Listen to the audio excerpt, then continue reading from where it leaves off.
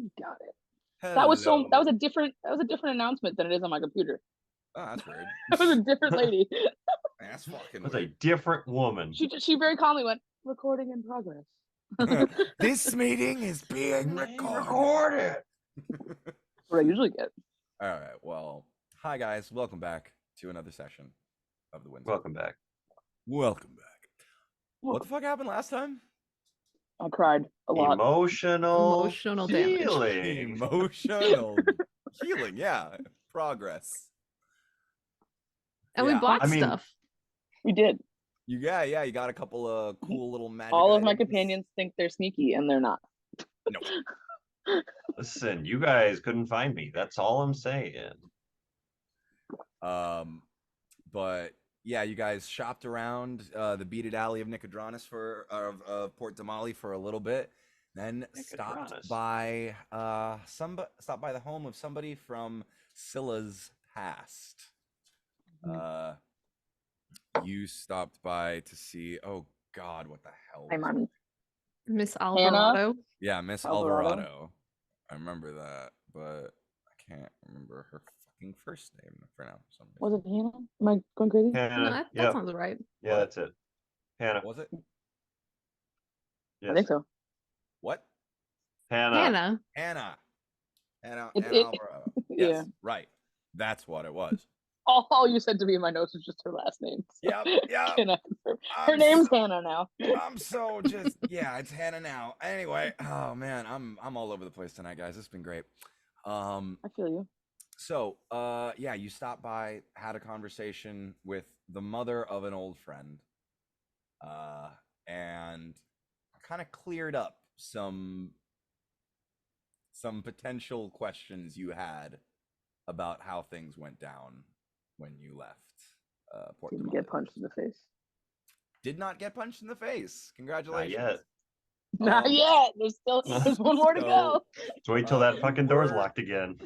You were all invited to dinner that night, as well as to stay with the Alvarados until you guys leave town. But we left the session just as you were leaving the temple of the the Everlight. Dawnfall? Everlight, yeah. Everlight, yeah, the temple of one of the Everlight. two light-based ones. Yep. So, as we pick back up, you guys are walking through the streets. It's about early afternoon at this point. You have, like I said, about a week of downtime, or you can set off on your travels sooner and have downtime either along the road or at your destination. It seemed like the choice last time was that you would take the downtime here in Port Damali and possibly go and visit. Like half and half, wasn't it? We're gonna do like 4 and 3. Yeah. You were going to go visit Palma Flora, if I'm not mistaken. Yes. Sharks. Probably like tomorrow or something. But at this point, it is about mid-afternoon, around like 4 or 5 o'clock, or 3 to 4 o'clock, I'll say. In the afternoon, the sun is shining, and you have all of Port Damali at your disposal before you are due back at the Alvarado household for dinner, and to potentially stay there. You do have a room at the Brass Record for the next, I think 2 nights. But after that, you're free and clear. You could, what would you guys like to do? As you walk out of the Temple of the Everlight, Scylla, you're still pretty. Yeah, she's not. She's being very quiet, very contemplative. She's still do occasional sniffle every once in a while. I just cried and I'm over it, but I'm still she's doing the hand thing with her eyes. Yep. A lot of those. Mm-hmm. So Belle and Yvain, This is the most emotional you've ever seen, Scylla. How are you guys handling this? It seemed like it was a good cry, right? This is okay. It seems like it was okay. It was okay. Weird. Good. In a shocking turn of events, yes. Probably like better than okay. Like I'm gonna need some time to think about some things she told me.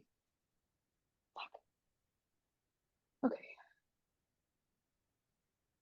I'm really glad you didn't get punched. Me too. It wouldn't have been fun. Kind of embarrassing. She's not very strong either. So it probably would have been fine to get punched then. It would have hurt more like emotionally than. Yes. I guess probably though, if she had like punched you, she probably could have fixed you like right away because of the whole. That would be like a really messed up cleric thing to do. They're like hurting people and then just like beat the shit out of someone and then heal them and then beat the shit out of them again. Yeah, and then you like gaslight them if they like told anybody that we're getting off topic. That would get really dark really fast. Did I hear that? Were we invited to her home? Yes. Were we? Mm-hmm. Really? Mm-hmm. Do you want to go? I mean, their house is kind of nice. Probably better than staying at. If you guys are okay with it, I'm not forcing anyone to do anything. We can stay at the Weird Tavern. No. Based on the descriptor of Weird Tavern, I feel like it's much better to go to the house of people that you know and are okay with. So. Yeah. And also, her husband is a very good baker. Yes. Fucking baker. sold. So we go get the horses and we're gonna try and get our money back, and no, it doesn't matter. I don't think she's gonna give us my money back. Okay, almost that's definitely fine. not. But I mean, who paid for that? I paid for that, didn't I? You did pay for that. Then it's totally fine. So what do we do until we go there? Were we given like a time to show up or so she told you that dinner would be around sundown. Okay. Well, we're not gonna go be able to see the sharks in like 3 hours. So that's okay. Do we have anything that like I used to do for like fun that wasn't a taxing thing, like a cool walk could take? Or, like... Hoop and stick. Hoop and stick. Always hoop and stick.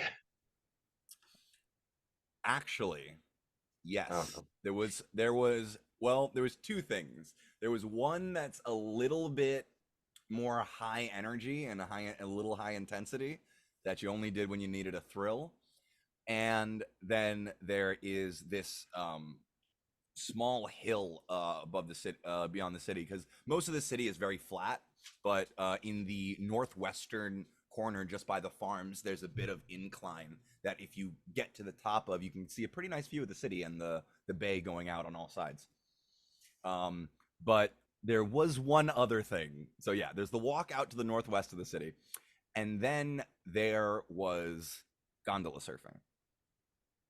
Do we want to do something like super chill that has a good view, or like something crazy? The way you said the word crazy sparked my interest. It's very interesting. So, throughout the city of Port Damali are a system of sluiceways and canals that kind of interconnect and are used mostly for transportation of usually middle class folks, like upper middle class folks who need to get places quickly and don't mind a bit of jostling, and shipments of different goods across the city, because the city is mainly a port city. It is a huge kind of cross point or melting pot of different trades back and forth. It's colloquially known that if you need anything, you can find it in Port Damali for a price. So the sluiceways and canals are all connected up They start off. You can start off really anywhere, and they go in a giant circle, twisting and turning and kind of weaving in and out of each other. And you can go all the way from the tumble downs to the larboard light and back again. And you can even start in the beaded alley or on the crescents, but you're going to end up either in the tumble downs or the larboard light. So it just depends on where you want to start and where you want to end. And what you know, Scylla, is that it takes a keen eye. You need to be your senses need to be you need to be on point. You need to be paying attention, and you need to be light on your feet. I feel like Belden could like die doing that.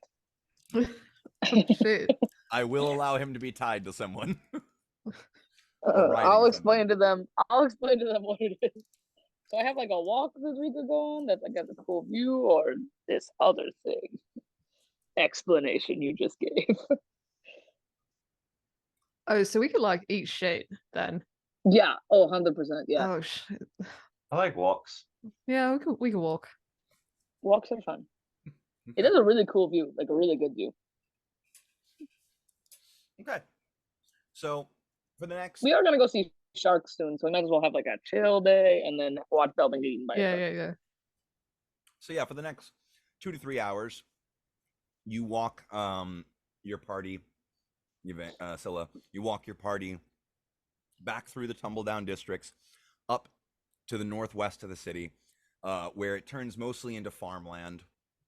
It's not very much farmland. It's pretty small and localized because beyond the city of Port Damali lies mostly jungle. It is really just this part of the coastline that has been cut away. But you get up to the top of this hill and you turn around, and the first thing you notice is the giant spire of the skyport that you came in, just towering high above the city.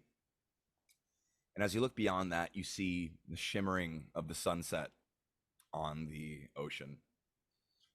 And the sky is, because at this point, it's sunsets in the west, so it's behind you. The sun itself is behind you. And you're looking out on this kind of sunset sky with no sun glaring into your eyes. Just this beautifully painted pink and purple and yellow masterpiece strewn across the sky, the clouds softly playing along the light as the sun gently goes down, and you guys find a nice little spot to kind of sit for a little while under a tree and just enjoy the time for what you have. It's nice to take some moments to just appreciate the beautiful things in life. I feel like Scylla just like sits and is like like in like a little fetal position, and then at some point during it just fully just like flops on the ground and is just staring at the sky. She had a long day. Yep. Yes, you did. I would like you all to roll a d20. Oh boy. Okay. Always concerned. do. 3, 2. Oh, natural 20. Natural 20. Yvain saved us. As usual. Okay, well, as you walk, as you guys are walking back, there's a bit of a decline. Belle, your little legs get a little carried away, and you actually end up tripping, falling face first on the path, just kind of plowing about a foot. This forward. fucking cloak of billowing, man. Billow too hard. It looks really, really dramatic as you fall up. Yep. As you fall, the cloak just goes like Batman, just and then just kind of as you fall, it kind of just it takes a second and then like flops down over you. Yvain, you notice what he tripped over. Someone has dropped a pouch of some kind. Oh shit. Belle, you fell over a pouch. Hold on. Hello, I thought you said that we would eat shit doing the other thing. You know, you ate shit significantly less hard than you would have in the other I don't want to do the other thing ever. You know, it's probably for the best. Open the pouch. Yvain, it is full of gem and coin. Yo. Oh shit! I think we found somebody's drop. Yeah, that was heavy. That was heavy enough to trip someone over it. He didn't just kick it; he tripped over it. It's about like a name on it? It's about like it's a good sized little like. It's not really a pouch like this. Say it's more a pouch like a little bit bigger than this. You know, about like say. There we go, around there, and it's full of what look to be. There are 10 coins in there, and you pull them out, and they are Port Damali plated platinum coins. And there are it looks to be 100 gold's worth of diamonds and 50 gold's worth of ruby.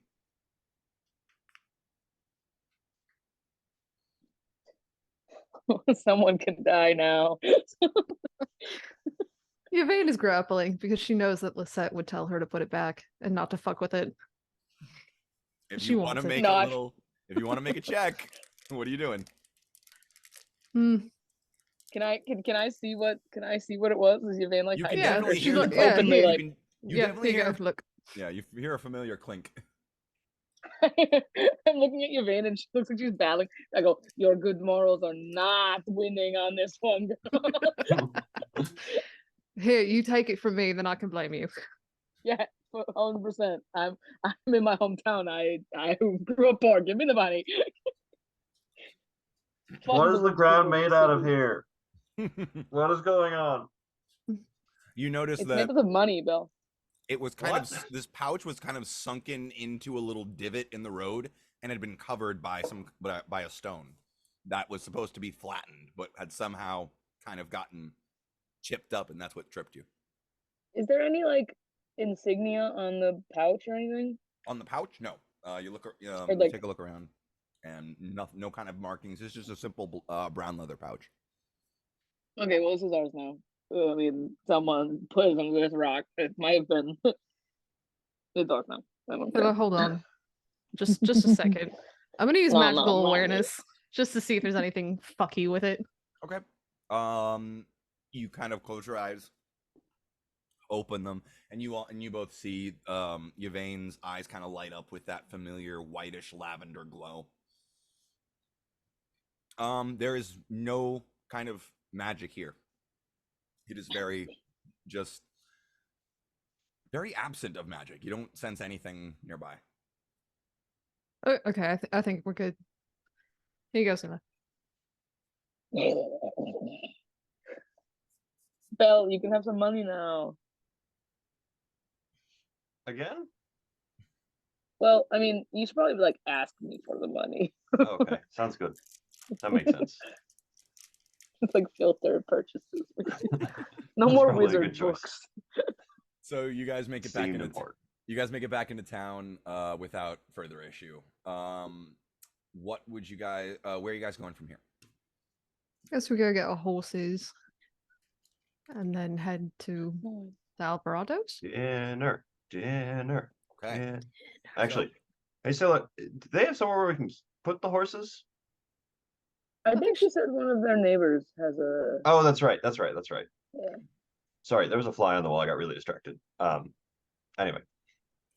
So you go back, you explain to the tavern keeper that you won't be staying. Return your keys. She thanks you for the promptness and does not even mention a refund. Did not think she would. And you guys get your horses and start making your way back through the crescents to where you remember Lisette living. You get back to that house. Nope, that's hers. That's her. It's just not mine. Say again? Lisette's Yvain's. Sorry. Yeah. Fuck. Sorry. Lisette moved. That's really weird. Shit, what? Shit, what? Rael? Rael. Sorry. Yvain's about to get it. Sorry, they get him. I get him crossed. So Sorry. romantic. It came all the way across the continent. Sorry, yeah. Lisa's been busy. No, yeah, Rael's parents. So you get back to that house, and it's the first time you've seen it in quite a while. How is Scylla feeling? I feel like she's like very much on like autopilot right now because the level of like overwhelmed she is right now is like honestly so high. So she's kind of just like running through the motions right now. She'll like, and then randomly she'll like just kind of stop and like stare at something for like a solid 20 seconds, and then kind of just like shake her head and keep going. Well, as you approach the house, you see an individual, older man, human, coming out of the house next to it and sort of like waving you down, and says, "Oh, are you the the guest the Alvarados are expecting?" "Oh, hi, Yes.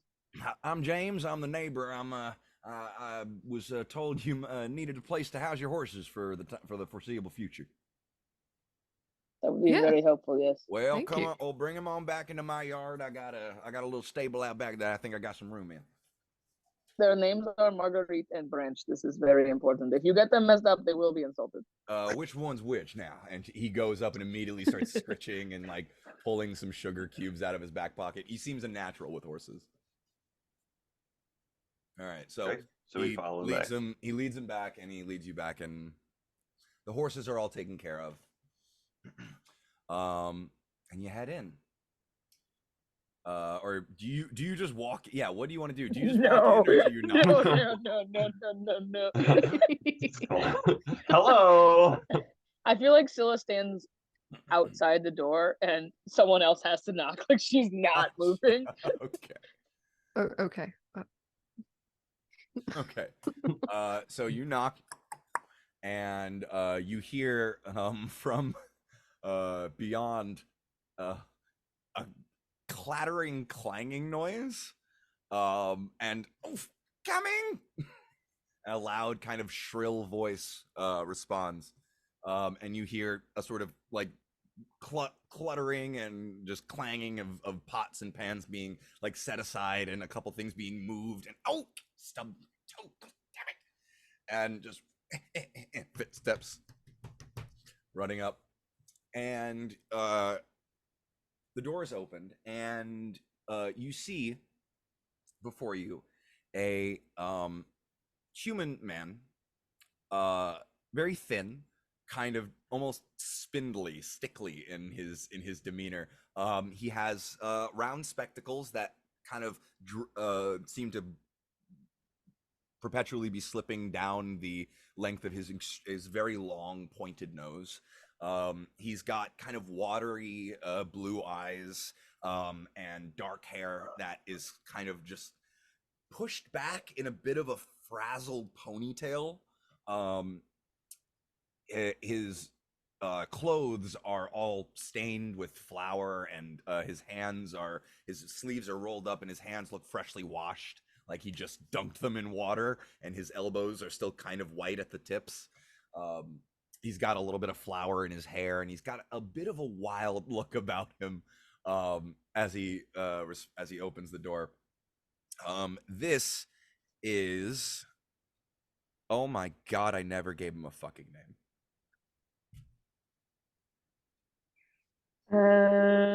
He's a human? Yep. I'm gonna name David. Huh? I'm gonna David. I was gonna go Dan, so we're in the D's. Yeah, okay. Daniel Alvarado. There it is. Daniel Alvarado.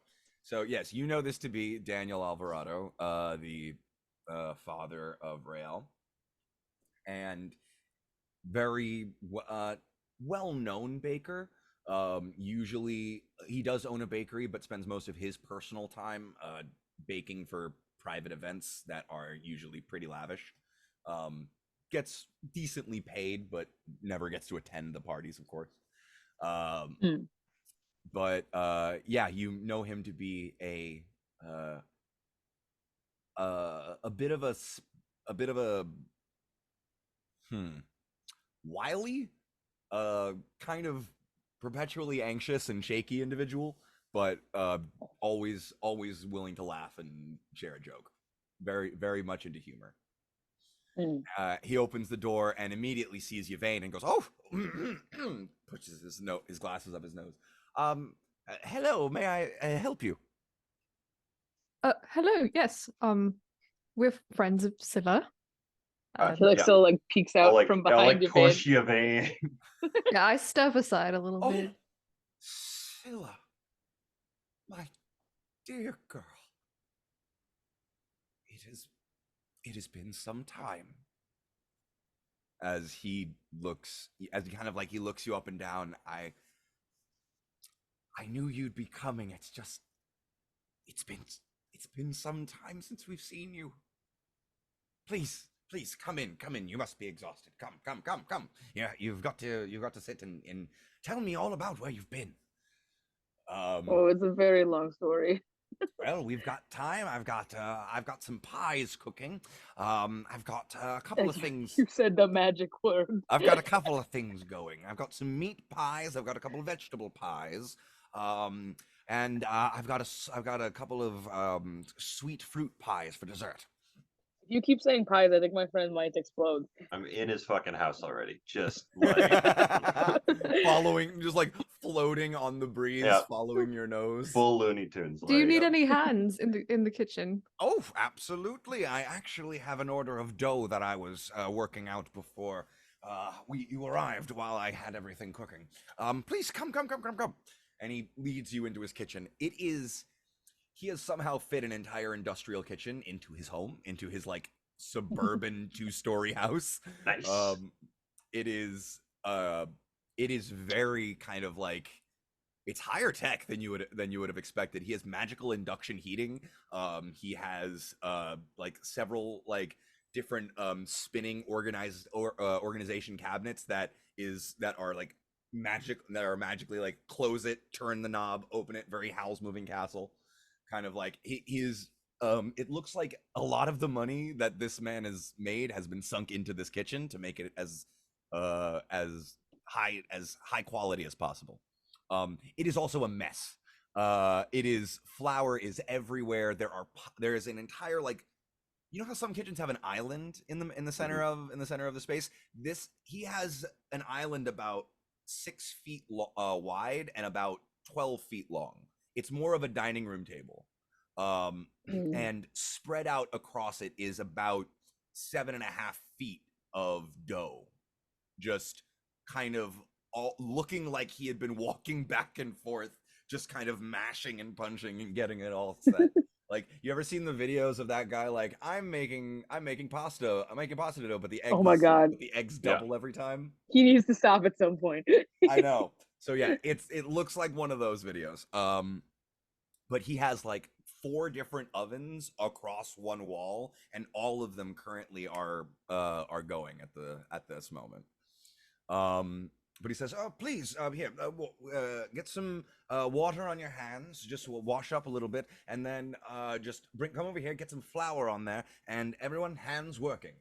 Scylla, please, where have you been? You left. Now, Hannah told me that there was some kind of misunderstanding between you and Rael, and I understand she was very kind of upset. I do remember something about it, but I never got quite the details. She was always a little quiet about it, and he's already kind of just going at the dough at this point.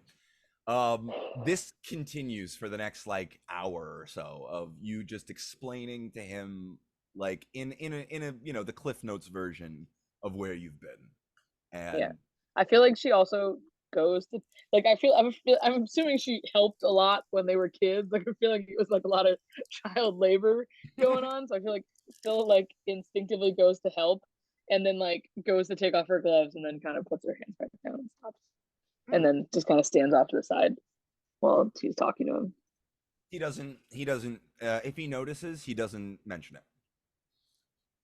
But yeah, you fall into a rhythm a little bit with the conversation, because he was the kind of dad who was always up late at night, and if you were ever like staying over at Rail's house, you'd all like if you ever went down for a midnight snack, he would always insist on like making you something, and he'd sit you down and like have a conversation with you while he cooked. And he always was very easy to talk to, despite his kind of like, I don't want to say spastic, but like kind of intense nature. High energy, exactly. He's very high energy. But yeah, as my grandma would say, he's a pistol. Spitfire. You've never seen him sleep, I'll say that much. But yeah, you kind of fall into a rhythm, and it is a bit comforting. But that moment of like, oh yeah, I should I'll just keep talking. Like I said, if he notices, he doesn't make mention of it. It is about this time though, after you guys have kind of gotten all the dough into one big thing, and he's now sectioning it off with a big knife, that you hear the front door open and close again, and you hear Hannah's voice call out again. Call out, "Dear, I'm home." And he kind of just goes, "Oh, we're in the kitchen, darling." And she comes in. She's now changed out of her robes, you can see, and she's in just very simple kind of a light blue outfit, just with some dark pants, a light blue blouse, and a belt around belting the two together. She says, "Oh, good to see you all made it here all right. And the horses got all dealt with? Everything okay?" Excellent. Yeah, no problem. Right. Well, why don't you all set the table for dinner? Dan, you can serve. I'm going to go make up the rooms for the night. How many rooms are you going to be needing, by the way? We have 2 available right now. We have a guest room and Rail's room. You know, we've been sleeping in one for the longest, so I think sure? That's fine. Yeah. Okay. All right. Well, I'll make sure both are presentable, to say the least. How about that? Just in case. And she gives a meaningful look at you, Scylla.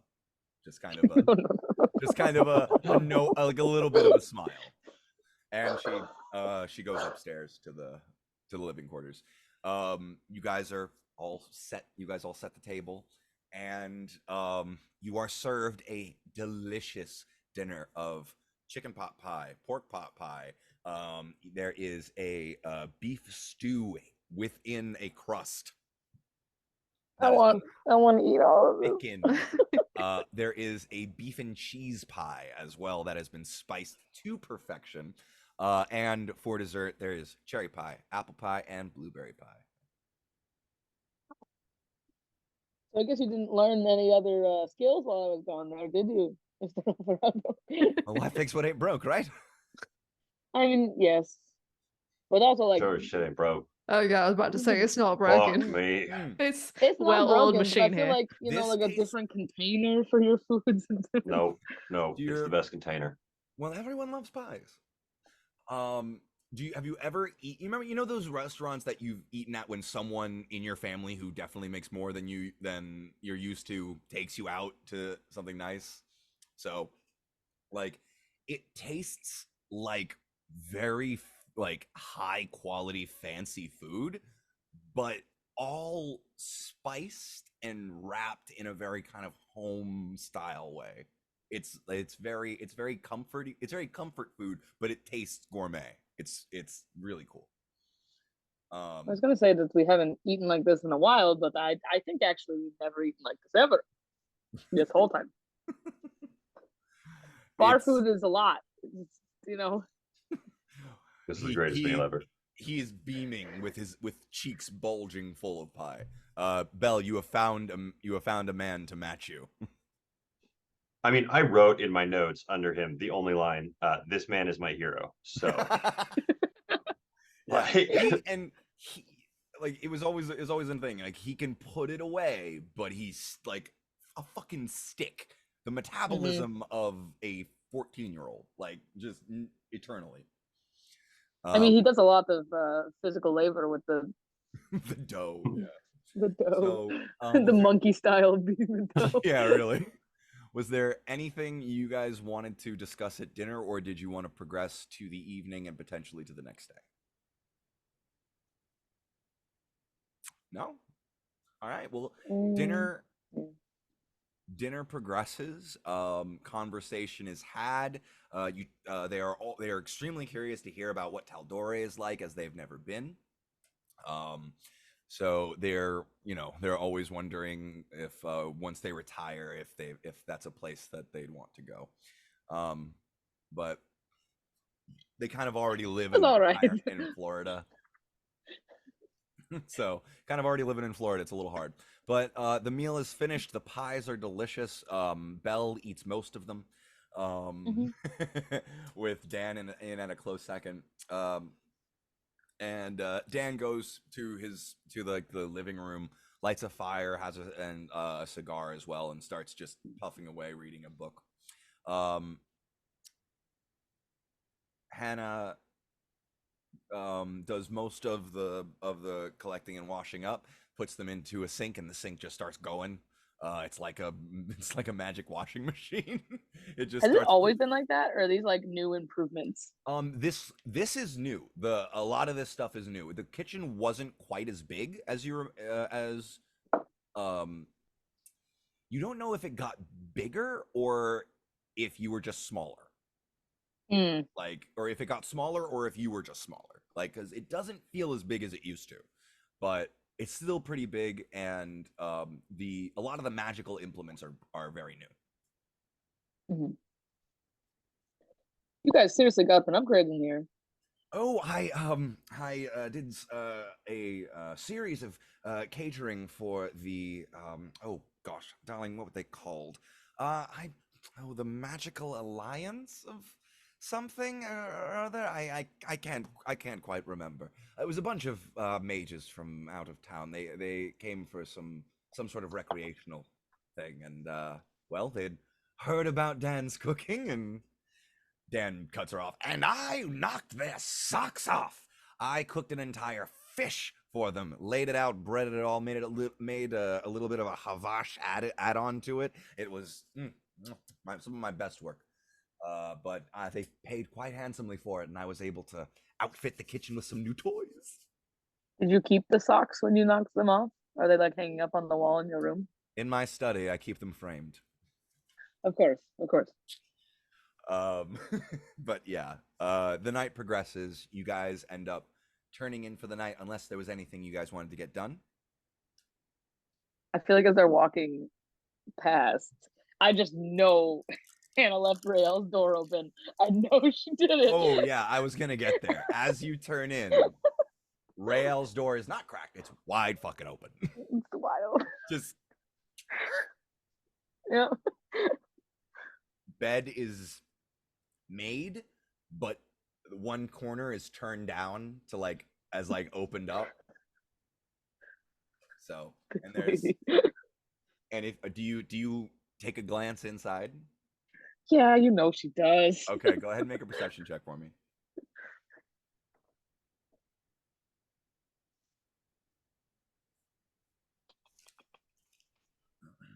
Oh, I hate using D&D Beyond on my phone. Oh my god. 16. Okay, so as you walk by, you kind of stop and hesitate for a second, and just kind of take a second glance, and you see the view through her little. She has a very small bay window that you guys were able to just barely squeeze into when you were younger. You can see the view that you guys shared quite often. You see her desk and all of her writings that she would always do. She was an avid writer. You see like journal after journal after journal after journal after journal after journal after journal, all like laid out and dated like very acutely and very like precisely. You see a bunch of like kind of hand-drawn posters on the wall, one of which you recognize as a gift from Tally, that they got for like I think it was their 16th birthday. But the two things mainly you notice, and the two things that really make you kind of stop and take a step closer and maybe even a step inside. On the bed, you see a small stuffed owlbear plush. One of the more popular ones in all of Exandria. You can find them pretty much anywhere on the planet, and they are really, really cheap. You picked it up for her one day in the beaded alley, and it is sat. Looks to be worn the hell out. It looks like it's barely holding together. Like it has been stitched and patched and sewn together multiple times. And the second thing is on the bedside, on the bedside table, there are three things. There's a small lantern, an oil lantern. There's a book that is a romance novel, if you just take a glance at it. And there's a small framed wood charcoal etching. And it's of a familiar image to you. It's a photo of, it's basically a photo of the two of you at the hill that you guys were just at. And it is sat on her bedside table right by her lamp and her book. And does it look like it was like moved at all recently, or like it's like got... If you take do you take a closer look? Do you go inside? Yeah. Okay. You walk in and take a closer look. It is pretty dusty. It does not look like it's been disturbed much. The bed itself is not dusty at all. It looks like it was pretty wiped out. It looks like it's fresh sheets, and the plush is not dusty at all, and is sat very like... She took that shit out of the closet. She put that there. You can kind of sense. You can kind of sense that was placed there. I feel like Scylla feels like super overwhelmed in the moment, and just like shakes her head. She just like has to leave. She's like has to leave. All right. Was there anything Belbin or Yvain wanted to get done before bed tonight? I guess while we're waiting for Scylla to come back into the guest bedroom. Yeah, y'all walked by and saw her stop, and you're just like, you're just gonna leave her. Yeah. Let her do her thing. So Yvain like flops down on the bed. Okay. And she gets the bag of holding. Belle. Yeah. So remember when I like wandered off for a bit? No. Whatever, I did. All right. So she pulls it out. Before you guys came to find me? Yeah. Okay. I got something for you because I feel really bad that you like blew all your money on fucking wrestling tickets. And you know, you were really, really concerned about, I don't know, being the one who has to help. And yeah. We talked about finding diamonds. And like we just stumbled upon some. So we literally just found diamonds, so that's we found helpful. A bit, yeah. But I bought some earlier for you. Oh. And I just wanted to know, do you want to be the one to hold onto this on your person, or do you want me to keep it in the bag of holding? How do you want to do this? What makes you feel the most comfortable? I mean,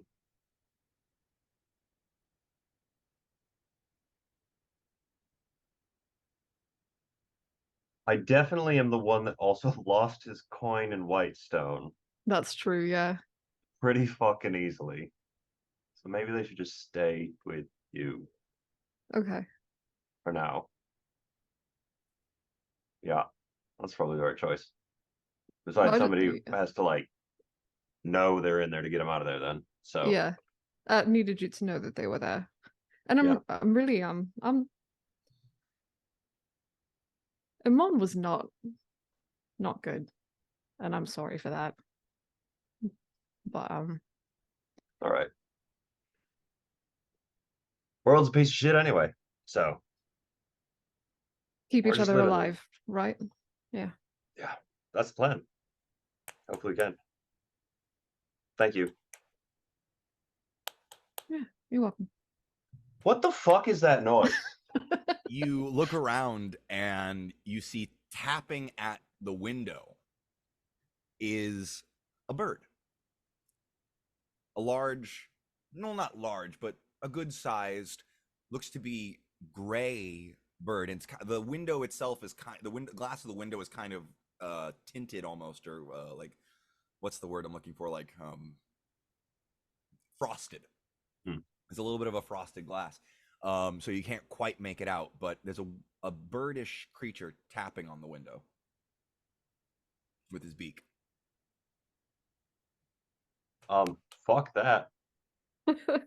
I'll hold on, Belle. It's probably fine. I'm gonna leave the room. Can I open the window? Yeah. Okay. You open the window and you immediately recognize this bird as Haldak. This is your grandmother's familiar. Fucking what? Hi. Just picks him up and kind of. He is a gray raven with 2 blue feathers on each wing. And he kind of hops in on the windowsill and hops onto your hand and kind of just like playfully pecks at nips at your face and just, holy shit, she's not dead, is she? Finally. And he sticks out his leg and there is a letter tied to it. Oh, for fuck's sake. She opens it up. There you go. I have sent you. Thanking you. Yeah. Ooh, I'll read this later. But yeah, you do recognize immediately your father's handwriting. And you are suddenly reminded you wrote your father a letter when you left him on. I did. So. Oh, I did. Yes. Right. Oh. So you see Havak just kind of and looks up at you expectantly. She'll find some kind of ration to give him. Just snaps it up with his beak, playfully hops up to your shoulder, playfully nips at your ear, looks out the door in the direction of Belbin, and just disappears. Belle, he's gone. What? It was my grandmother's familiar. Havak. Good bird, I promise. Haven't met a good bird yet. Is there such a thing? No such thing. The best we've got so far is Ellie, which is like half bird. He's not bad, I promise. Well, he's not here anymore, so that's a good kind of bird there, I guess. So, not to be like weird about it, what the fuck do you think Scylla's doing right now? I have no idea. Reminiscing, it's a lot. It's been a really big day for her. Yeah, no fucking shit. What the fuck is going on? It's about that time that Scylla and actually it's about that time that you start walking down the hall.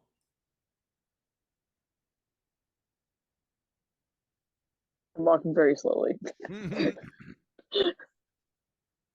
I totally expected this to go the exact opposite, but they've been lovely. Yeah, I'm kind of worried that we're like gonna get murdered in our sleep or something because of the fucking way that this has all gone so far. What, you think? I didn't get any murder vibes. No, really? No, but like Scylla was like, "Oh, they're gonna hate me. They're gonna fucking hate me. Everybody hates me." And I know it's kind of like her whole thing, but no, I think that's on trauma, Belle.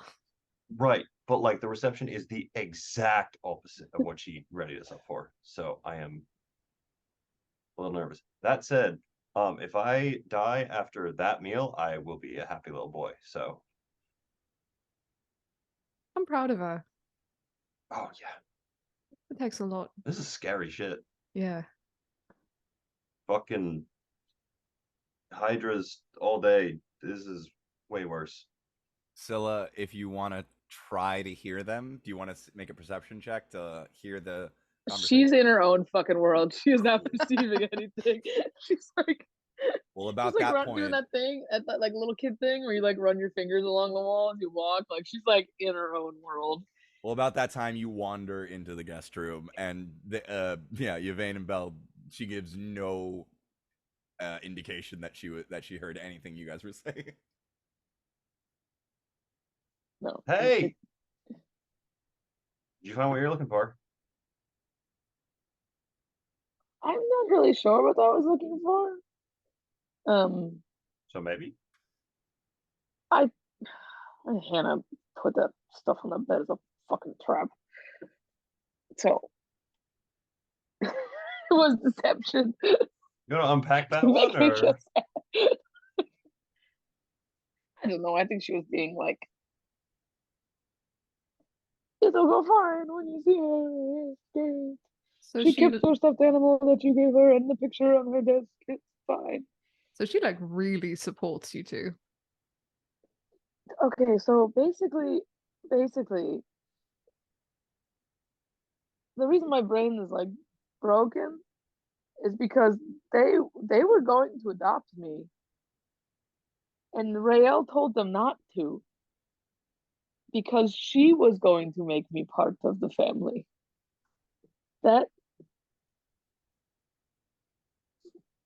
It's a lot. It was a lot for her to say in 2 sentences.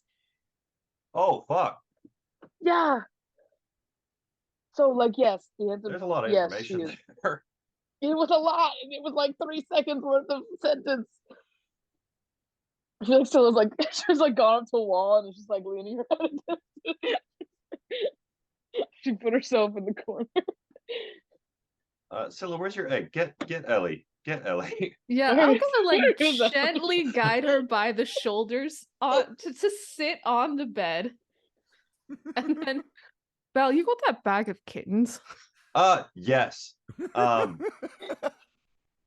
Therapy cat. Cat. 4 seems right. Cat. Yeah. I feel like Scylla's now just laying back and just letting the cats like walk all over her body. They are all extremely cuddly. Except for one. One is very adventurous and is trying to like run around the room and figure out where everything is. I should close this fucking door. Shit. Close the door.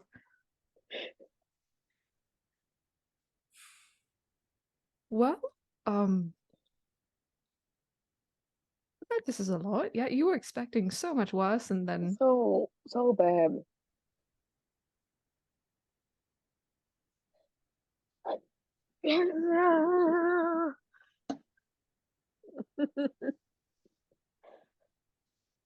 It's probably way too early to ask this, but do you know how you want to proceed from here? No. Okay. How about for like the next 10 hours? Yeah. That's a more manageable chunk of time. Well, I'm gonna sleep like so good tonight because I spent like a solid 2 hours crying. So that would be nice. I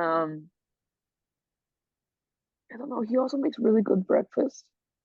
So looking forward to that. I mean, obviously, you ever had a breakfast pie? It's really good. Yeah. So we started getting brunch together in a month. That's true. I don't know. There's something different. I can't like explain this to you, but like Iman food like fucking sucks compared to Port Tamale. I'm so sorry. That shit was the best food I've ever eaten in my entire fucking honestly, life. And we've eaten magic table food. Like that's when they were like thinking about going there. I was like, you don't need to. It's fine. You don't need to go there. It's so fine. And probably make a fucking killing. Yeah, right. That's why I was always asking, and then someone would be like, "This is." I'd get like food like based on Port Tamale, and not this I am. Unless I'm getting it from the cart from a dirty old man, it does not taste the same. Gotta be able to taste the fingernails in it. Yeah, like the beard hairs, the really crunch. Yeah. Exactly. So how do we want to sleep here? The bed, floor. Yeah, the bed is about like a queen. So. Bedroll on the floor, tied to the bedpost. Like still isn't moving. Just kind of sitting on the bed, just like covered in kittens. So just to absolutely confirm, you want to sleep in this room tonight, right? Not good. Not going in there. No. Okay, cool, great, sounds good. Cool, yeah. Just want to make sure, because like, if you want to go in the other one, that's fine. But if you want to stay here, that's also okay. I swear, Belle, I thought you were gonna go like, I thought you were gonna say, "Cause I'll take it." Cause I'll fucking take it. Okay. I don't know. Like the immediate reaction when she said Rael's room, my body like tensed up so hard. So I feel like maybe I'm not ready for that. That feels fair. Yeah. Well, you guys find a comfortable spot for each of you and are able to get a full night's sleep. If you need to take a long rest, change spells, or do anything like that, now would be the time. And I think now is also a good time to take a quick little bio break. So we'll try to be back here in 5 minutes, and we'll progress the next morning with potentially a trip to Palma Flora. We'll see you back here in about 5. All right, welcome back, finally. Technical difficulties aside, this entire fucking session. What technical difficulties? I've never known a technical difficulty in my life. There is no war in Bossing Say. There is no war in Bossing Say. Oh my god. All right, well, you guys awake the next morning. Oh wait, during the night. I do have to sneak out or I'm gonna end up killing somebody. Oh yeah. Oh god, okay, yeah. That's right. Do you just like go kill a patch of grass in their garden, or? Oh god, I feel like she like go like 4 houses down or something. Yeah, no, I need to like I can't do it on their property. Fully leave the neighborhood. Yeah. Like I might even like wild shape, I don't know, somewhere and then use my polymorph to get back, like somewhere like far away. Okay. All right. You'll be sleeping in to get the full rest then. Yeah, that's fine. Okay. So I do feel like on the way back though, yeah, she like fully stands at Rael's door, like just fighting herself. She wants to read those fucking diaries so bad. she's holding in her willpower. Intrusive thoughts. Intrusive thoughts. Like it's such a breach of trust. Like, you know, she's like fully fighting with herself. Like, I think she stands in the doorway for like a solid 2 minutes. She's like, no. I don't blame you. Amazing. Absolutely amazing. Okay. So you all wake up the next morning. Scylla is still asleep, looks very tired. And after you guys head downstairs to a waiting breakfast, it is not pies, not breakfast pies, but rather breakfast empanadas. Yes. There are eggs, and there are ones with like eggs and sausage and bacon in it, a lot of cheese and veggies. Like it looks like fajita veggies almost in a lot of it. It's just an omelet in a little empanada flaky crust. It's very good. I was ready to be fucking pissed. Like I was promised pie. You get hand pies. I'm so here for it. Yeah. But yeah, they ask what you guys are gonna get up to today, and with answer to that question, I will too. What is the plan for today? Is the plan still to head to Palma Flora? I think we're gonna go head to Palma Flora. It's called. Whatever Scylla wants to do, honestly. Oh, Palma Flora, that would be so beautiful. I believe the shark hunting competition does start today. Is it like a big thing? Like lots of people come out for it? It's rather large, especially for the locals of Palma Flora. You'll probably see a full ferry heading down today, I'd say. But you could probably still get a few seats on it. Okay. Standing Hey, room. while Scylla's asleep, Can you tell me like the most embarrassing thing she's ever done around you? Who are you asking specifically? I'm muting myself now so I can complain about this. Actually, no, Hannah. Hannah? Okay. Yeah. No, big mom vibes. Ooh. The most embarrassing story. Oh, that's a good question. She wasn't very... Again? Okay, there. No, you're back. Sorry. That's a good question. She wasn't very much of an... I want to say she didn't act out much as a child. It was one of the reasons we trusted her around our daughter so much, was because we felt she was a pretty good influence. But I'd say the first time they ever had to call me to come get them from the guard's offices, that I think would be the most embarrassing thing. They had stolen something. I believe it was some sort of dress, and they had nabbed it from a shop window and had, I think they had escaped using the gondola system, I believe. They were hopping back and forth, and the only reason they got caught was because Raelle fell off the gondola and Scylla dove in after her. Both of them were soaking wet. The dress was ruined, and Scylla was... You've seen her. She's always been rather pale. She was red as a cherry tomato. I swear I'd never seen anything like it when I went to pick them up, because she would not say a word. Raelle was all explanations. It was all my fault. Everything is all, it wasn't her. Scylla was a stone. It was, as her name says. And it's at this point, Scylla, that you actually that you're actually about a third of the way, like three quarters of the way down the stairs when you hear the end of this story. She was as red as a tomato and as silent as a stone. Oh no! Why are you telling? Oh, it was such a... Why did you ask?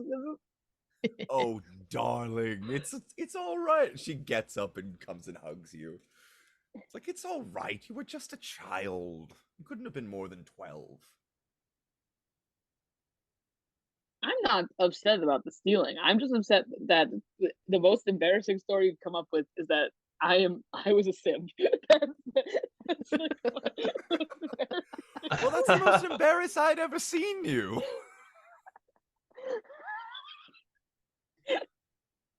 It's really sweet, Scylla. Oh, look, she's getting red again. She just turns around and just walks away. Dylan, we started with my parents. This is common. Don't you want to know? Your parents were nice. All right. Well, anyway. So, Palma Flora, that should be fun. Make sure if you, you're all old enough to drink, of course. Sorry, my old age is getting to me. Make sure you each get a Palma Flora. They are delectable. Do they come in a fun cup that you can keep? They do come in a rather large glass, I believe. This is the greatest place on earth. I tell you, it's much better than Taldor. You don't want to be over there. Wildmount, where it's at. Menagerie Coast, specifically, I'd say.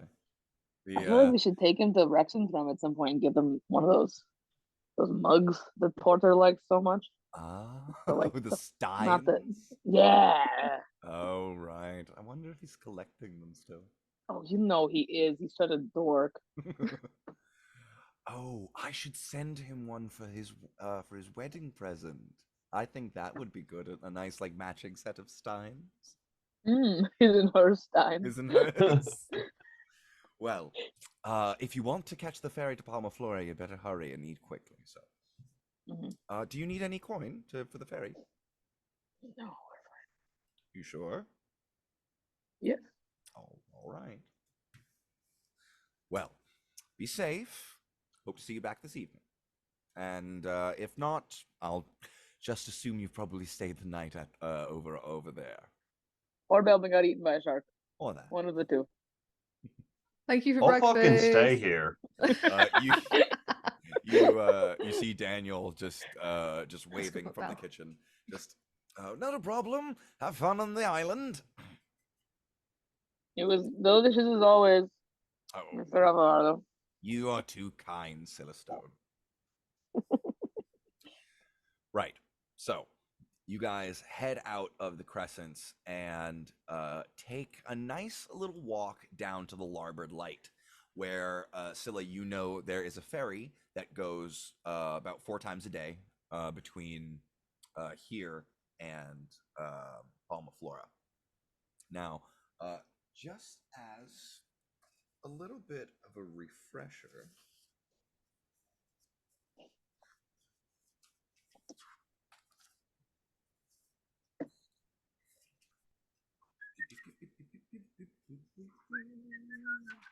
Well, I promise I won't let the sharks eat you, okay? I mean, I would sure shit hope not. I'm going to turn into a shark and try to eat you. I will fucking kill you. I will light your sharky ass up. On site. On site. Just a little nibble. It's fine. Can't trust birds, can't trust fish. What can you trust? Cows. Gonna make Belle scared of every animal. You guys get onto the ship to the first ferry of the day. Costs you 5 copper each. I got it. So inventory money. So it's about an hour's ride on the ferry. It's pretty full. There are quite a few beachgoers. People kind of set up with, blankets and like folding chairs and, a little container. Like plenty of people got like small little kegs with them that seem to be filled with some sort of refreshment. It's a sort of bay that you all cross let me see if I have a Menagerie Coast map. I do. I do. So, you are going from here in Port Damali all the way out to here on Palmaflora. And most of Palmaflora is actually a small island that is separated from the mainland by about I think a 60-yard channel. Yes, it's a wide channel spanned by a wooden bridge. So, but as you approach, you see it's a pretty small little area. Welcome, players, to the fucking Christ! Oh my God! Hey, attention, Alex. I was paying attention. Gosh. So yes, you arrive at Palmaflora to see a pretty standardly small town.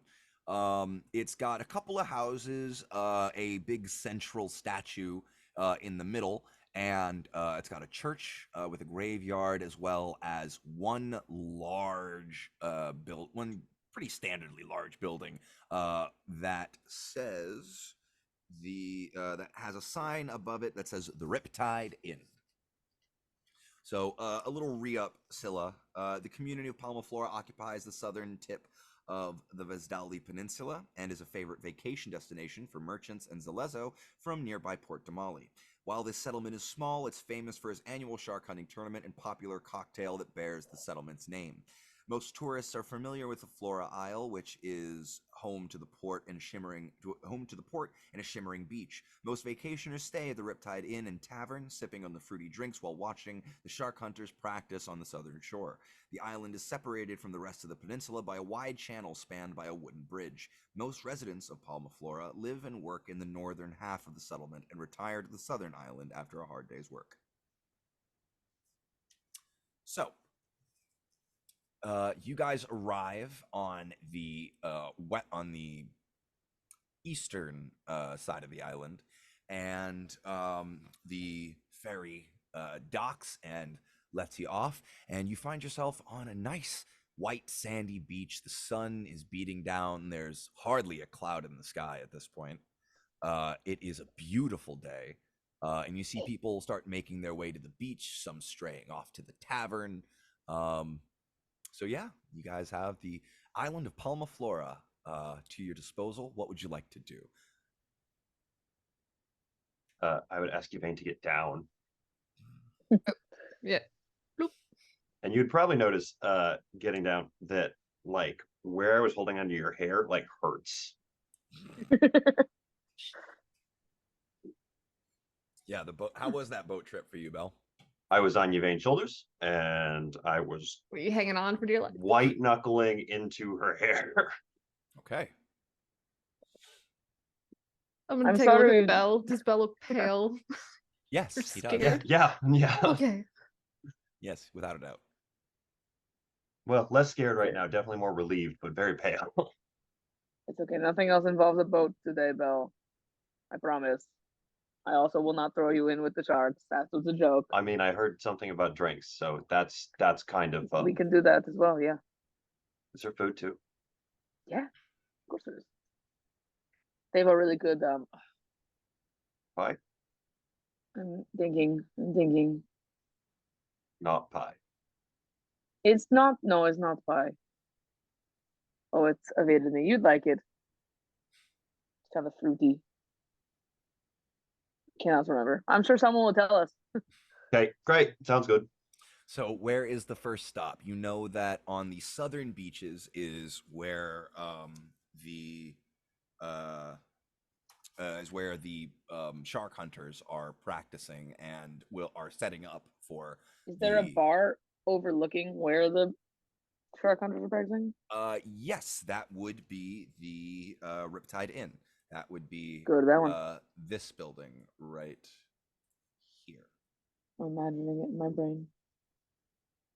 The map. So, yeah. There are a bunch of chairs and tables kind of set out in this area where people sit and drink and watch the shark hunters over here.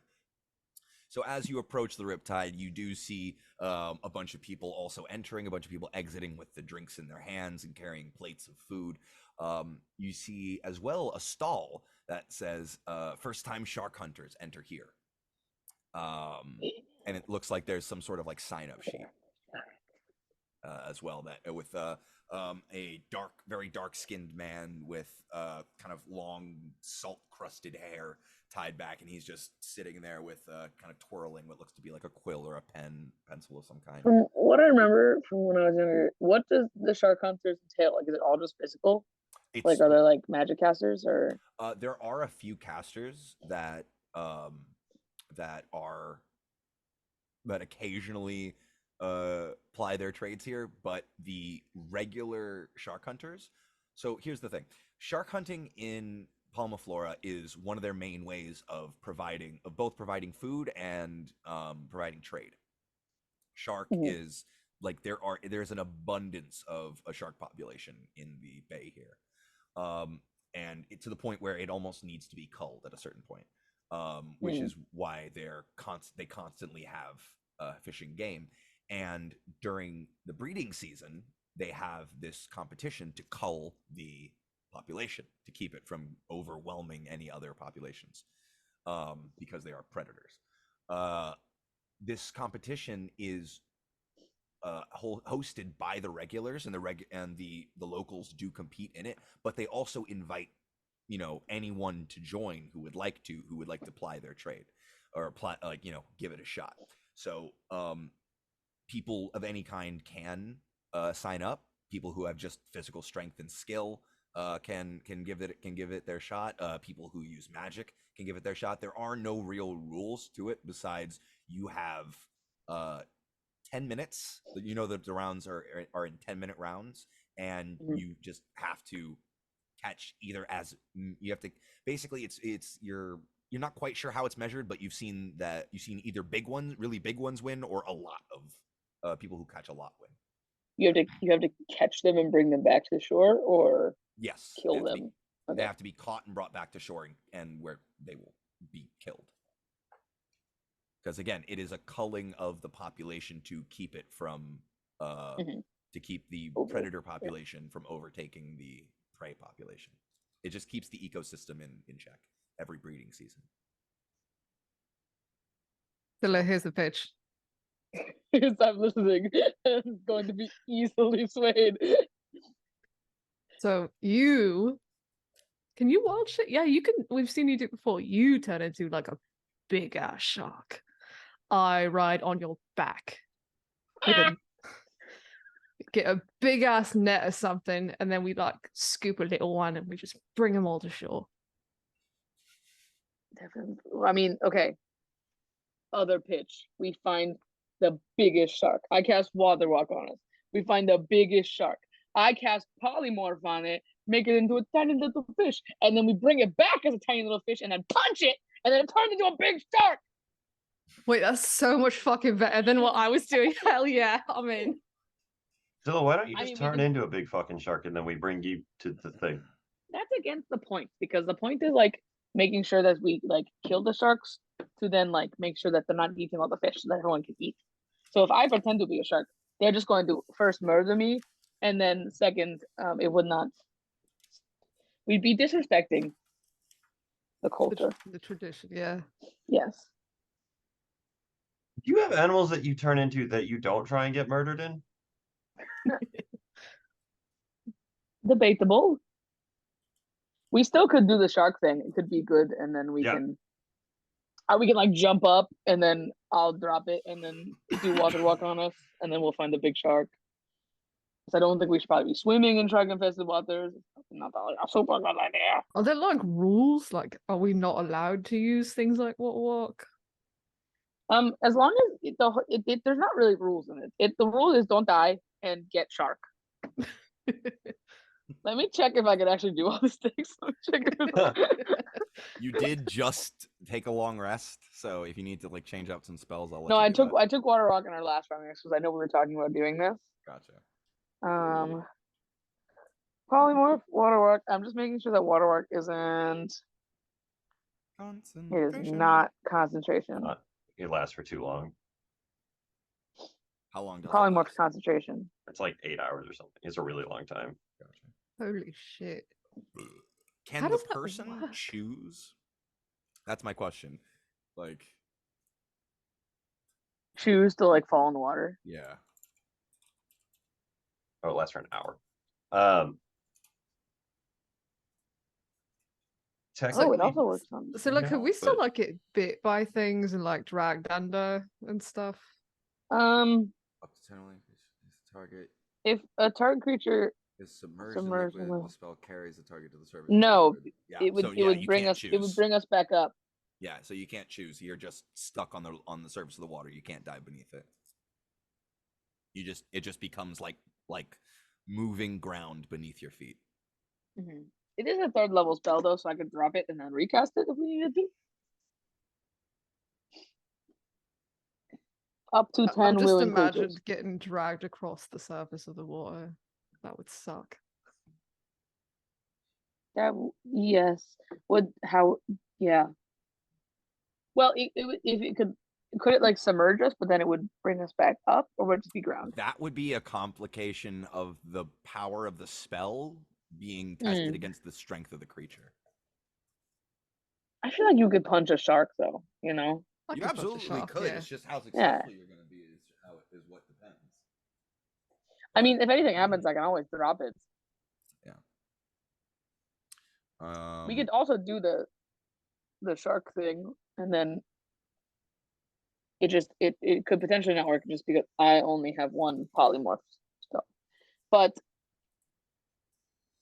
I mean, that could be our first plan, and then our like second plan could be the other one.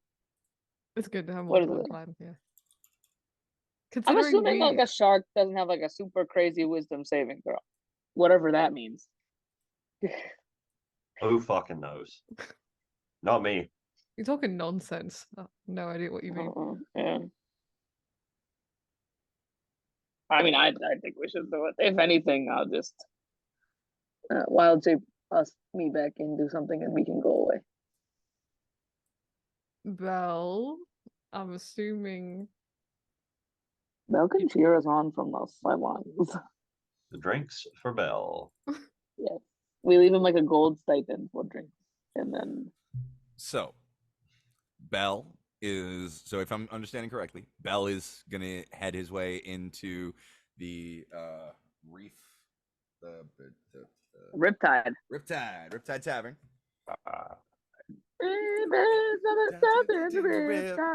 Taking away so yeah, Belle's gonna be heading into the Riptide, and Yvain and Scylla are gonna be signing up as a team for the shark hunting competition. Yeah. All right. So who should we let's do Yvain and Scylla first. So as you two approach the dark-skinned individual sitting at the little stall there, they look up and smile at you and say, "Oh, hello there. Will you be entering into the shark hunting competition today, this afternoon, this morning? It's late. It's early." A certain time in the day. Yes. You will be? Yeah. Yes. Right, excellent. All right. Will you be signing up individually or as a pair? As a pair. Right, okay. So we can have up to groups of 3, or singles or doubles. So, right, so as a pair. Do you have a name for the group? Oh God, we don't even have a name for our own group.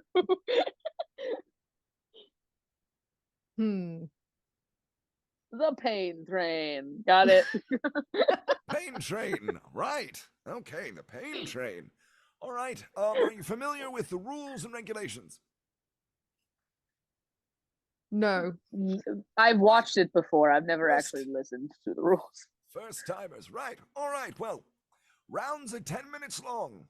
You have 10 minutes to catch as much weight as you can, whether that be in number of sharks or size of the sharks. You must outweigh the other competitors. You have 10 minutes, 2 rounds.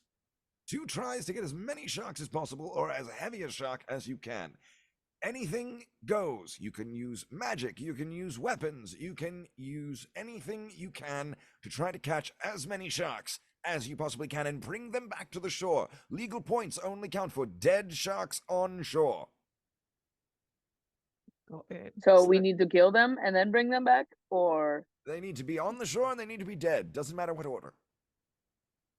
Oh, okay. So we can kill them while they're out there. Awesome. The point of this is to kill as many as possible. The culling will be successful if about 25 sharks per person per competitor have been taken out. How much proof of shark body do you need? At least half the body. 3/4. Okay. Sorry, 3/4. The rules were recently changed. Okay. That takes away some of my options. It's fine. Right. Are you all set? I think so, yeah. Right. Will you be needing any hunting implements, materials? You got any to offer? We have some harpoons as well as a couple of spears. They're not the best quality, and they are only rentals, so you'll have to pay if they're lost. How much to rent a harpoon? That would be 5 silver deposit per harpoon. Don't know what you think. I'm gonna do magic, so I don't really. I'll rent 2 harpoons. All right, that'll be 1 gold piece, please. We are 100% going to lose. All right, he passes you 2 kind of like rusty harpoons. They are spring loaded, so they can be fired up to 25 feet. It's about like a 4-foot long handle with the spike in it at the end, and about a 30-foot rope, but it can be fired up to 25 feet. Okay, So with that, you are given instruction. You are signed up. You are given instruction about what time you'll be watching the singles go first, and then the doubles will be going. So you're going to be on in about an hour. Oh, I should have taken water breathing, not walk with water. That was silly. So yeah, Belle, we'll move to you. As you walk into the Riptide Tavern, it's a quiet bustle. You know, it's a calm bustle. It's bustling, it's busy, but it's not loud and raucous. It's a very kind of like, you know, like a vacation spot. You know, just very just kind of relaxed. Everyone's kind of enjoying the warmth of the sun and the cool drinks and everything else. What would you like to do? I will find the bartender, whoever is there. I'll walk right up and I'll say, I've been told I need to come find something called a palm of flora and figure out how much it is. You see two bartenders, one man and one woman. You see a half-elven woman and what looks like a male Goliath. Which one do you go up to? They both look whichever one is closer to me. All right, you head up to the Goliath, and as he gets to you, how many palm of floras are you looking for? How much are they? That would be 7 silver per. I will start with 2 then, please. All and right. Thank you. 14 silver or gold and 4 silver. Put it on the counter and sign it over to him. Thank you. You see him throw together a very colorful drink with what looks like 2 different kinds of clear liquor added into it. But he adds a bunch of shaved ice as well as some fruits and syrups, and he tops it off with a skewer medley of these very brightly colored fruits, some of which you don't quite recognize. Amazing. Thank you so very much. Any food? No, right now. I just had breakfast and I feel a little funky in the stomach area. Am I allowed to take these to go watch the tournament that's about to happen? Absolutely. That's what the table's out there for. Amazing. Thank you so very much. I will likely see you again shortly. Can't wait. So you head out with your 2 drinks, and you see Yvain and Scylla. Yvain carrying 2 harpoons, kind of trudging through the sand. Scylla and Yvain, you guys look and see 3 groups of what look to be the other competitors. Most of them are like pretty much mostly naked, besides some like bathing, like, you know, sort of like bathing suit like attire, just covering what's important. So you as you are approaching them, a cool breeze kind of blows across the flora aisle. It really is a beautiful day at this point. There's really not a cloud in the sky, and you see in the sand are like several kind of spacers that have spaced out for the singles, the doubles, and the trios. You head to the doubles, and you immediately see you are one of 3 other groups. Sorry, you're one of 4 groups. There are 3 other pairs that seem to be competing alongside you. There is a pair that look to be siblings of some kind, a brother and a sister. You see 2 very large, kind of muscular men, shirtless in loincloths, just like completely shaven, smooth, very like rippling muscle, tiny legs, just very bodybuilder-esque. And then you also see a kind of scrawny looking halfling male who is sitting there holding what looks to be a squid in his hand and is kind of just petting it. He's just sitting there alone and petting the squid. Do you guys converse at all, or are you just kind of like getting into are you going to be getting into bathing attire? Or are you going to be going in your armor? I'm going to turn to Scylla. Should we be like taking stuff off, like being more agile? What should we do? I think it depends, because like from where the vibe we're going, I'm gonna be a shark for most of this. Yeah. All right. Do I feel like we could intimidate the competition by me not wearing any sleeves? Probably.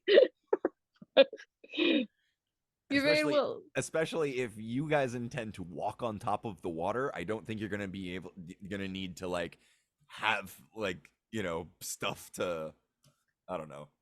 Like usually they take off most of their clothes because they don't want anything hampering them down in the water. So if you guys are gonna be on top of the water, that might not be an issue for you. So what's the plan? Are we trying to like, are we gonna like, I feel like we should go in shark mode first, scope it out, maybe see if we can grab some small ones, throw them up, then look for the big one, and then polymorph and then beat the shit out of it on shore. Yeah. So you can be shark first. I'm gonna ride on your back. Because I can do it twice. I can do it twice. I believe twice. Features and traits. Features and traits. I want to put one of the harpoons in the bag of holding. Class features. You can wild shape 2 times. Copy that. Make sure you write that down that you have that in there. I think we can do shark first. And like do like a, or we get 2 rounds, right? Yes, you get 2 10-minute rounds. We should see how easy it is to like kill one and then go around and then find a big boy. Yeah. Yeah. All right. So is that the so you guys feel set on your plan, or do you guys want a little more time to talk it out? Am I taking my clothes off?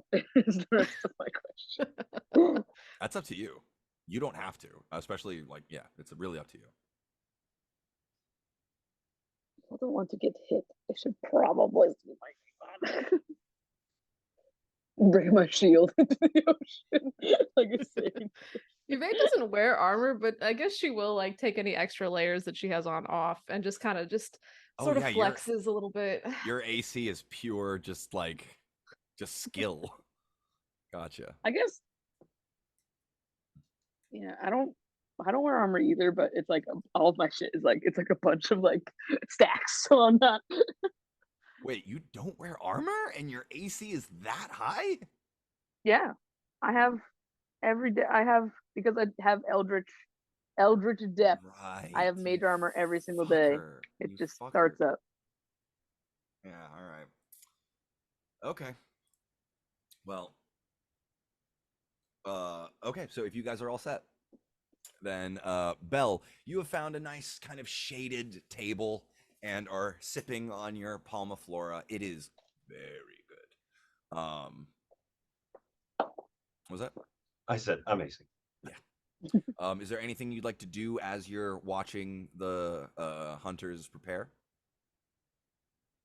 I mean, I guess I'll like, for whatever I can from where I'm at, take stock of what the other teams look like. They might be doing strategy wise or something, but for the most part, I am working on going back and forth between my 2 giant drinks so that one of them doesn't like get watered down as I'm finishing the other one. Just like going back and forth, double fisting it. I love it. All right, so yeah. Yeah, you're enjoying the sun. If you want to make a perception check to see what the other people are doing, sure. Why not?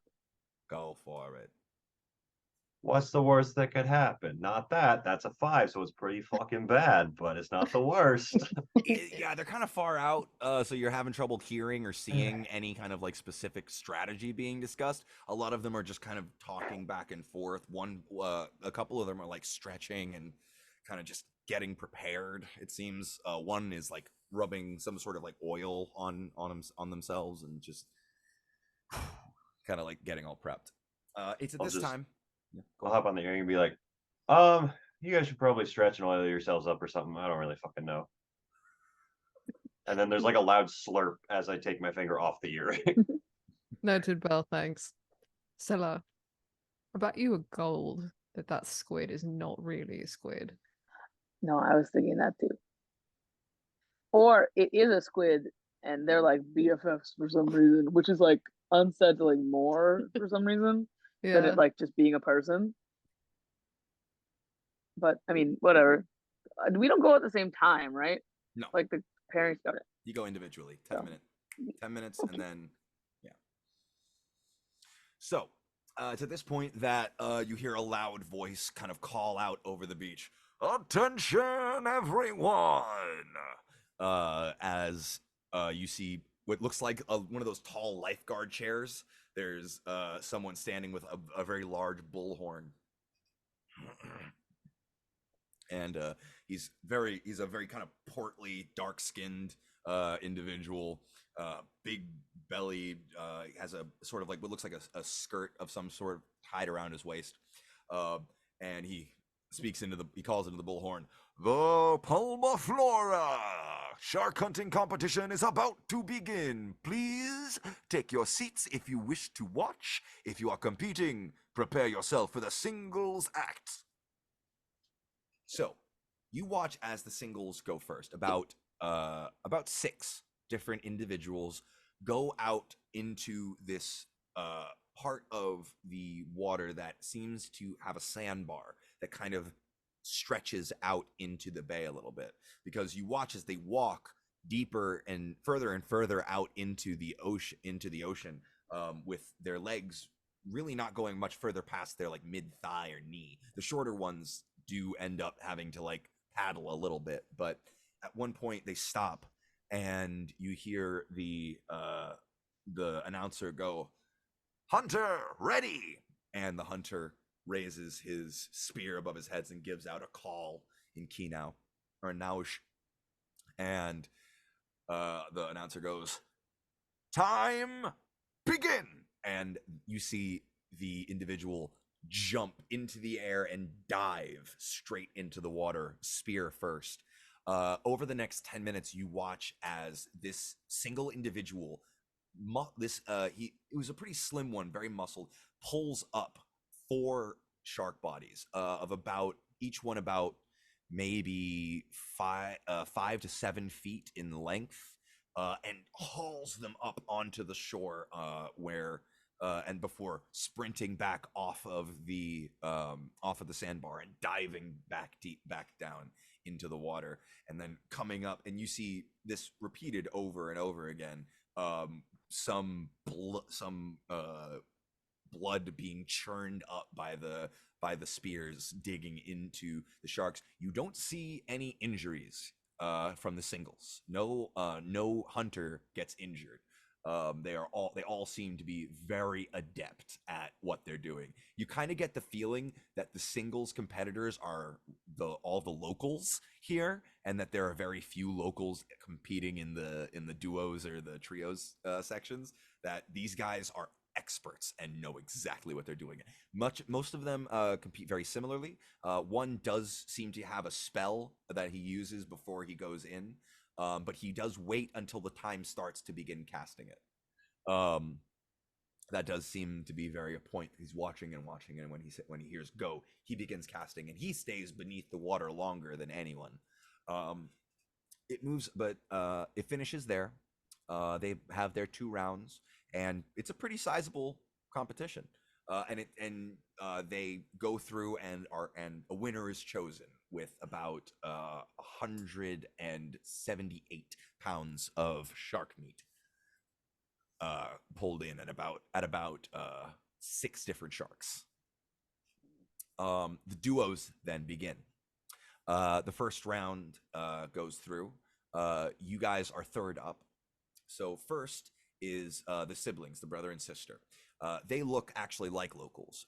They resemble a lot of their clothing and just physical features generally resemble the locals of the area. They go in, and you see the brother, who is a kind of a smaller individual, sitting on the bank of this sandbar, just kind of sitting cross-legged in the shallows, and you hear a faint song kind of coming from him as his sister, a larger individual, jumps in and dives down deep, and you see a shark swim up to her, and she cuts it and pushes it back towards her, towards the singing boy, who hauls it up onto the bank of the sandbar and starts pushing it back towards the shore. They repeat this process for the next 10 minutes, and they pull up about 10 different sharks. Each one is pretty small. You hear mutterings, and they say, "Ah, it's all reef sharks." Yeah, I can get a single hunter. Wow. But you see them pull up about 10 throughout their 10 minutes, about one per minute. After that, the two muscular, large individuals go. You see them squat down as low as they possibly can, to the points where like their butt cheeks are like touching the water. And as their time is called, they leap into the air, and you see them go higher than you ever would have expected. They go about 10 feet up into the air before like nose diving down deep. They stay down for about 3 minutes before a large shark, about, I'd say, it's about 15 to 20 feet long, comes shooting out of the water and lands directly on the bank. Not even just thrown out of the water, and just lands on the bank. The two bob up. You see two bald, shaved heads just kind of bob up, look at the bank to make sure that their catch has been landed, and they disappear again. Another 3 minutes go by. Another immense shark, this one about maybe 16 to 18 feet long, out, breaches the water again. They repeat this one more time, and they have 3 incredibly large sharks, and you hear everyone go around them. Oh my God, they got 3 hunters, 3 hunters. So at that point, their time is called, and the 2 muscular men just pull themselves out and start heading back. They call out, "All right, next competitors on the duos, Pain Train, please progress to the end of the sandbar." So are we going for the big boys? How long can you hold your breath? A fair amount, yeah. Okay. Yes, we are going for the big boys. If we gotta dive, we gotta dive. Okay. All right. So you guys make it to the end of this like little sandbar, and you can feel it like at the end of your feet start at the end of like you can feel in your feet start to like dip down, and you can tell, oh, this gets deep. This gets deep here. We're really like over a cliff. You were really on a cliffside, kind of just in the middle of the ocean. This island itself is kind of just stuck out on a cliff. It's very precarious. This entire island is kind of a miracle that it's still up here. As you stand on this bar, you hear the distant voice, "Hunters, ready!" They look for your signal. You just 2 thumbs up. Right. Time. Begin. You have 10 minutes. Go. And I'm timing you in real life. I feel like someone pretends to be like a little clumsy, and she like kind of hop in the water and then do a little circle and polymorph into a shark and grab Yvain and put her on her back and then jump out of the water like as high as she can, and then with Yvain riding on her back, and then go back down. And she's gonna go as deep as she can, looking Yvain for takes the a biggest, huge breath. Okay. Yeah, the biggest one they can find. So, I would like you both to make perception checks for me. I get to keep my stats from you keep your intelligence stats if you polymorph. Shape. Okay. Or not if you polymorph, if you wild shape. If you wild shape, you keep your mental stats. 12. What was it, perception? Yes. 23. 23, okay. So, Sharksilla, you smell blood in the water. You are raring for a fight at this point. The shark adrenaline in you just kind of starts creeping in. As you dive beneath the waves, you see an immense number of sharks. There are, and I shit you not, hundreds of these sharks teeming through these waters. It's like a school of fish, but these large sharks, some not spanning more than like maybe 6 to 7 feet, others 15 to 20 to 25 feet, but those you don't see often. And when you do, they are very far off. So, but Scylla, you do see a small pod of about 3 or 4 very large, what look to be what were mentioned before earlier as hunter sharks down in the bottom, in the depths. And you can see clearly where to go for them. What would you like to do? It's kind of like yeah, Yvain, you are kind of like the salt water's in your eyes. You're still kind of get used to it. It's all a little blurry. I'm headed. Yvain should be ready. Yep. Okay. Yvain, go ahead and make one more perception check to see if you can see it by the time you get there. 10. I'd say yes. Just barely.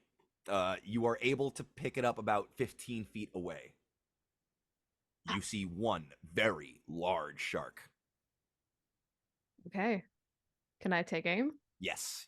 Go ahead and make an attack shot. I'd say just roll a d20 and add your... I don't think you'd be proficient with this. So just your dexterity modifier. D20 and dexterity. Ooh. Oh, okay. 19. 19. That hits. So here is what happens. You aim straight for this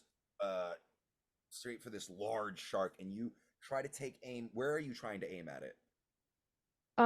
Center mass. Okay. Yep. You try to aim center mass so that aim small, miss small. Let it off.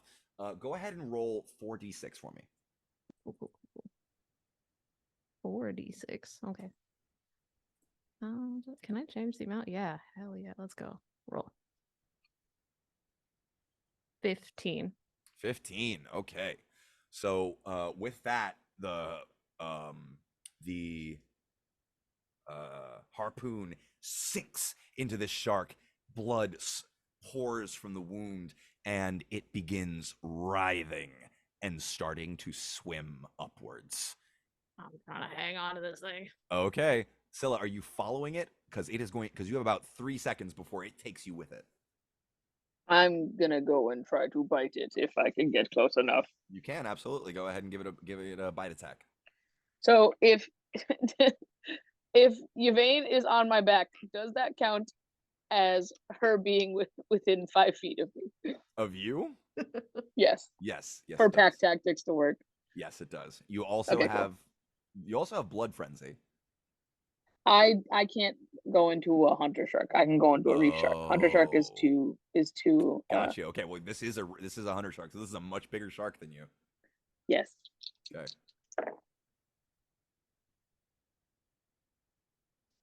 What was it? What's my added thing? 13. 13 just hits. Go ahead and roll damage. 2d8 plus 4. Mine's 1d8 because I'm a little baby. Oh yeah, 1d8 plus 4. It's 4 points of damage. 4 points of damage? Okay. Yeah, you kind of sink your teeth in and drag it upwards. It's at this point that you're about to breach the surface. So you have an option: try to kill it in the water and then drag it in, or try to drag it out of the water and let it die on land. Yeah, like if it's in my mouth. Pretty much right now. And I just go. You want to just try to just drag it? Yeah. Okay. Yeah. Both of you make a strength check for me. No. That would be as the shark, yes. Yes, it would. Let's go. Oh, bruh. 21! I'm the strongest shark ever! Okay, yeah. The shark is I'm not even going to roll. The shark is without issue tossed up onto shore. And as you guys breach the surface, you hear, "Halftime elapsed. 5 minutes remaining." Oh, shit. All right, Scylla. Okay. Oh, wait. Is the shark dead? on land? It is like writhing on the shore. I feel like as I go up, I like catapult Yvain over so that she can do like a leap, just like. Okay, go ahead and give me another d20 plus strength or dexterity. I'll give you that. I'll give you strength if you want.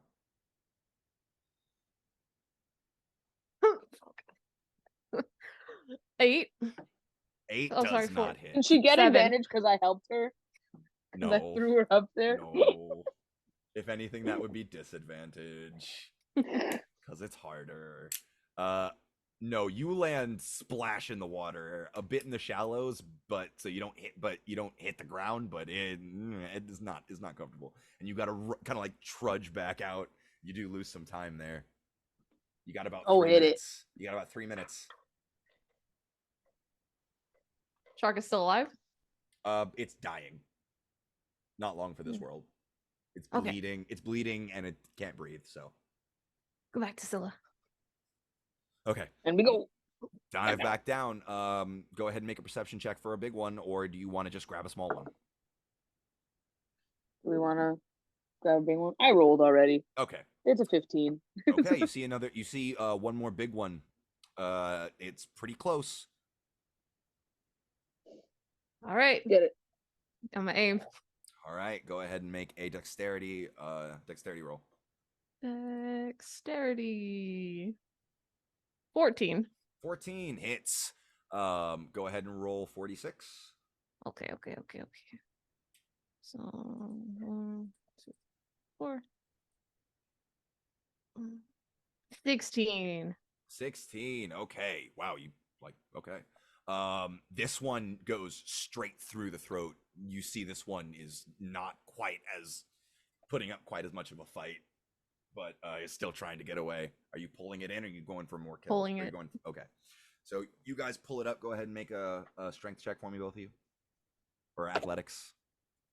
Okay. Athletics. 10.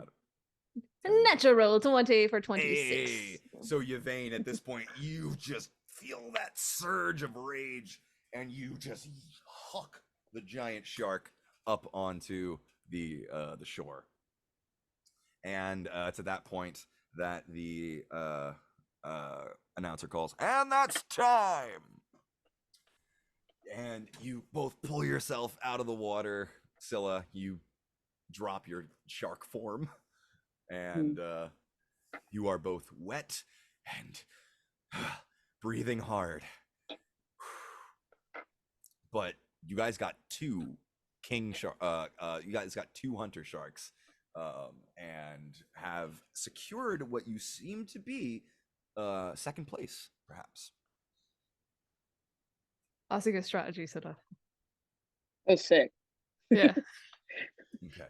Why is so salty here? Yeah, can you like get like goggles or something next time? I don't know. He's like, wow. So, as you guys head back, the 2 large muscular guys who went before you walk up to you both, and say, "You both new here, right?" Yeah. Good show, yeah. And they put out both. They say this in unison, by the way, perfect unison. Like they both put out a fist to each of you. Good show. And they head back. So yeah, you both go and you can take a look at your kills if you wanted, but they are 2 very large sharks.